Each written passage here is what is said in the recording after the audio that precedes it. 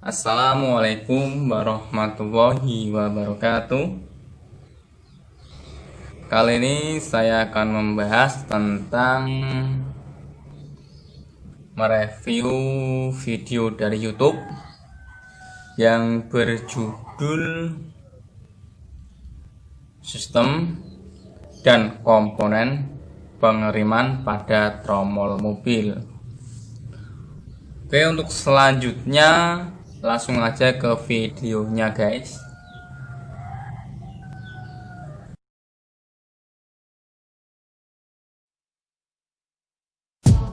Hai semua, dalam video ini kita akan belajar apa saja komponen rem tromol secara lebih lengkap.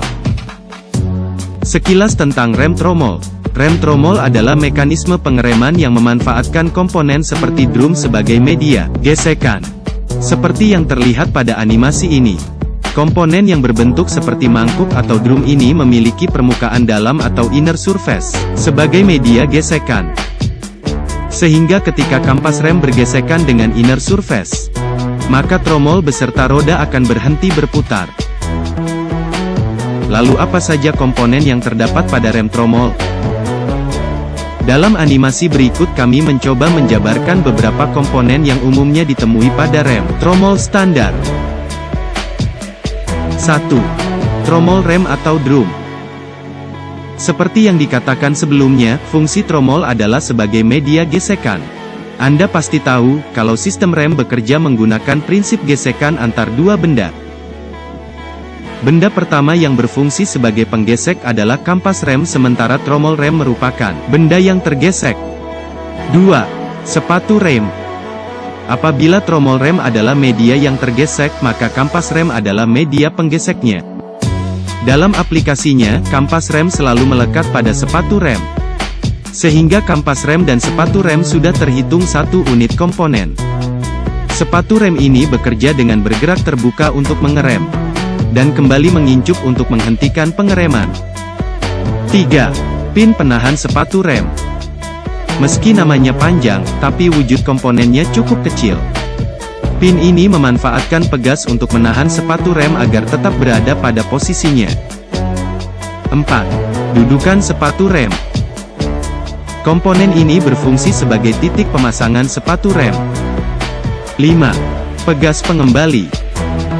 Pegas pengembali adalah komponen yang bertugas untuk mengincupkan sepatu rem seusai rem dioperasikan, dan menjaga kedua sepatu rem tetap mengincup saat rem tidak beroperasi. 6. Pengatur sepatu rem. Komponen ini berfungsi mengatur kerenggangan antara kampas rem dengan tromol saat rem tidak dioperasikan. Pengatur ini sangat berguna terutama ketika ketebalan kampas rem mulai terkikis. 7. Tuas rem parkir. Ini berfungsi untuk memposisikan kedua sepatu rem supaya tetap menekan tromol rem sekaligus, menjaganya agar tidak balik. 8. Silinder roda. Silinder roda adalah aktuator rem yang bekerja secara hidrolik. Secara sederhana, silinder roda akan mengubah energi yang ada pada fluida hidrolik menjadi gerakan fisik. Gerakan fisik inilah yang digunakan untuk mendorong sepatu rem supaya bisa menekan tromol rem. 9. Backing plate. Terakhir yang tidak boleh dilupakan adalah backing plate. Kalau dilihat sekilas komponen ini hanya berfungsi sebagai penutup bagian dalam sistem rem tromol.